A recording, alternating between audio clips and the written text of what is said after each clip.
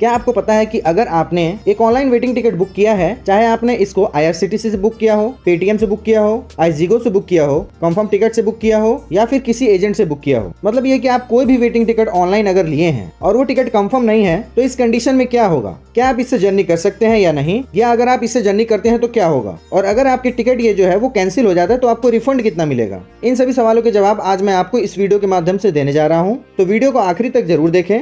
तो आइए वीडियो शुरू करते हैं।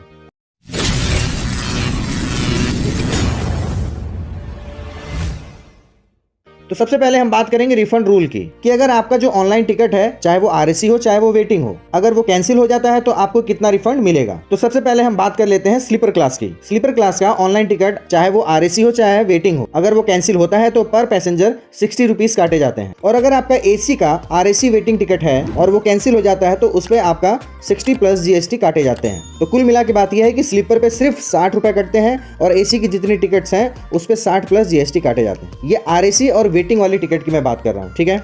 अब हम बात करते हैं कि अगर आपका जो ऑनलाइन वेटिंग टिकट है वो अगर कंफर्म नहीं होता है तो क्या आप उस टिकट पर जर्नी कर सकते हैं या नहीं। तो देखिए, इस पे रेलवे के जो है 2 नियम हैं और इन दोनों नियम को आपको थोड़ा ध्यान से इसको समझना पड़ेगा, ठीक है। तो हम बात करते हैं पहले नियम की। तो रेलवे का पहला नियम ये कहता है कि अगर आपका ऑनलाइन टिकट जो है वो अगर वेटिंग में ही रह जाता है, कहने का मतलब ये है कि एक PNR पे आपने जितने भी पैसेंजर के लिए टिकट्स लिए हैं, ठीक है, अगर वो सारे टिकट वेटिंग रह जाते हैं तो आपका जो वो टिकट है वो कैंसिल हो जाएगा। कैंसिल होने का यहाँ मतलब ये है कि रेलवे के द्वारा, मतलब IRCTC के द्वारा उस टिकट को कैंसिल कर दिया जाएगा और उसका जो रिफंड है वो आपके अकाउंट में 3 से 5 दिन में भेज दिए जाएंगे। तो ये टिकट जो ऑटोमेटिक कैंसिल हो जाते हैं, इस टिकट पर आप सफर नहीं कर सकते हैं। अगर आप इस टिकट पर सफर करना चाहते हैं या आप कर रहे हैं तो आपको रेलवे की तरफ से विदाउट टिकट माना जाएगा और रेलवे आप पर विदाउट टिकट वाली पेनल्टी और चार्जेस लगाएगी। क्योंकि देखिए, जो भी ऑनलाइन टिकट जो है वो अगर चार्ट प्रीपेड होने के बाद वेटिंग में ही रह जाती है तो वो ऑटोमेटिक कैंसिल हो जाती है। तो जो टिकट ऑटोमेटिक कैंसिल हो गई है तो उस पर आप सफर नहीं कर सकते और इसका जो रिफंड है आपको 3 से 5 दिन में आपके अकाउंट में पहुंच जाता है। इसमें कुछ चार्जेस काटे जाते हैं जो मैंने आपको बताया था। स्लीपर के लिए 60 रुपए